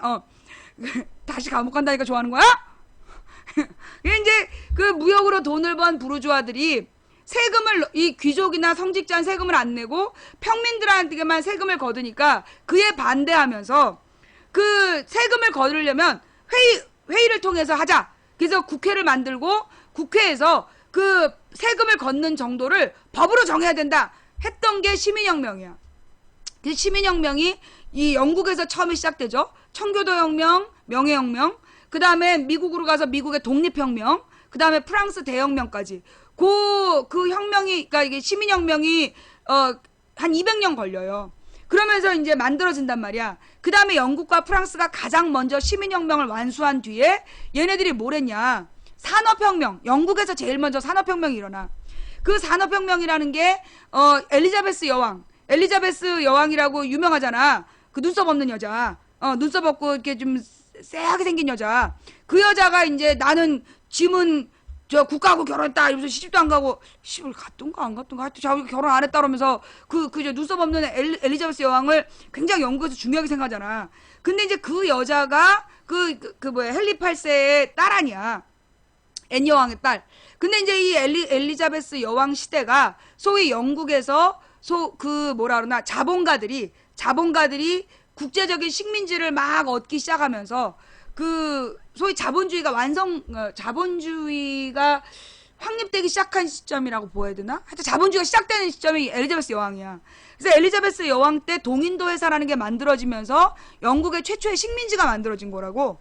그러면서 식민지를 확보하기 위한 전쟁이 시작이 돼. 그래서 엘리자베스 여왕이 식민지를 확보하기 시작하고 영국의 빅토리아 여왕이 1700년대에서 1800년대까지 그 영국이 해가 지지 않는 나라라는 별명을 얻잖아요. 해가 지지 않는 나라라는 게 전 세계에 식민지가 있어. 그런 얘기잖아. 그래서 그게 17세기, 18세기 초야. 18세기 중반? 18세기 중반까지 영국과 프랑스가 식민지 전쟁을 그러니까 식민지 경쟁을 한 거야. 서로 막 식민지를 얻어 나가는 거지. 그럼 식민지는 왜 얻었느냐? 이게 또 중요한 거야. 원래는, 그러니까 이제 영국에서 산업화가 일어나기 시작해. 이제 1600년대 이후에 산업화가 막 일어나면서 유명한 제니 방적기 막 이런 게 만들어지는 거야. 그러니까 이 방직기, 증기기관이 왜 중요하냐. 그 산업혁명 이전에는 힘을 내는 게 딱 두 가지였어. 동물의 힘, 사람의 힘. 그러니까 말이나 소나 코끼리의 힘을 이용하는, 동물의 힘을 이용하는 방법이 하나, 아니면 사람의 힘. 딱 힘이 두 가지였어요. 그래서 그러니까 이 유럽에서는 힘의 단위가 마력이라는 게 있어. 몇 마력. 들어봤지? 그게 말 몇 마리가 끄는 힘 이런 거야. 그게 이제 그렇게 동물의 힘과 사람의 힘만으로 그러니까 움직이는 힘을 갖고 있었다가, 그러니까 그 거대한 무슨 피라미드나 이런 게 전부 다 사람과 동물의 힘으로 만들어낸 유물들 아니야. 거대한 이 기념물들이. 독한 인간들이었어. 근데 좌우지간 그러다가 이제 과학 아까 십자군 원정 때 그때 이제 동로마 사람들이 로마로 가잖아. 그러면서 서유럽의 과학이 발달하는 거야. 그래서 과학자들이 막 나타나가지고 동유럽과 동양의 과학을 연구하기 시작한 거야.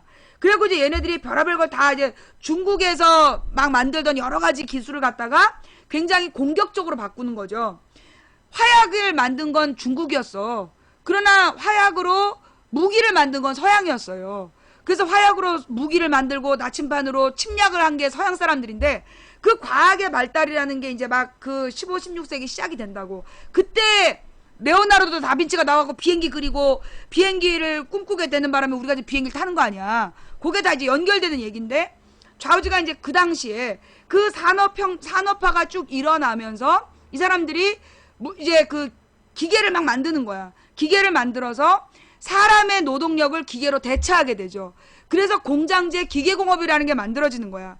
처음에는 사람들이 그냥 각자 자급자족 하다가, 야, 이렇게 하는 것보다 좀 나눠서 하자. 일을 분업하다가, 분업한 사람들 한 군데 몰아놓고 공장제 수공업을 하다가, 사람 화장실도 가고 밥도 먹어야 되니까 사람을 기계로 바꿔버리는 거.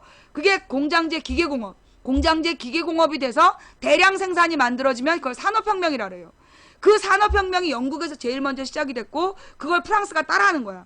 그래서 영국과 프랑스가 발전된 산업혁명으로 막 대량 생산을 해내. 근데 문제는 그 대량 생산된 물건을 만드는 과정에서 뭘 했다고? 기계로 바꿔버리는 바람에 어떤 문제가 생겼냐 하면,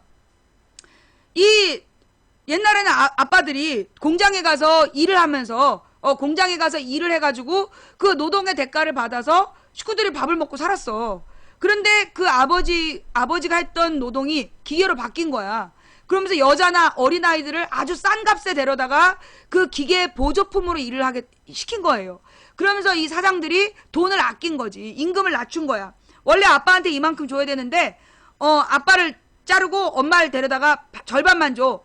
그러다가 이 절반도 그 엄마는 절반을 줘야 되니까 엄마를 쫓아다니고 오빠를 데려다서 오빠나 언니를 데려다가 이렇게 청소년을 쓰다가 청소년 요금도 아까우니까 더 어린애들로 그래서 거의 돈을 안 주고 기계 부속품으로 인간을 만든 거야. 그러자 문제가 뭐냐면 물건을 만들었는데 그 물건을 살 사람들이 없어진 거야. 얘네들이 공장을 막 돌리면서 처음에 좋았어. 야, 이게 물건이 많아지면 많이 팔 때가 많겠구나 해서 막 만들었단 말이야. 근데 이상하게 살 사람이 없는 거야. 근데 이 새끼들이 모르는 거지. 지네가 아빠들을 자르는 바람에 아빠들이 물건을 살 돈이 없어서 물건이 안 팔리는 거 이 새끼들이 모르는 거야. 그래? 이 나라엔 다 팔았어. 그럼 딴 나라로 가자. 그래서 식민지를 만들어. 식민지에다 막 처음에 팔았어. 그럼 이제 식민지의 지주들이 처음에는 막 그 소장농들을 쥐어짜가지고 막 비싼 돈을 주고 그 영국이나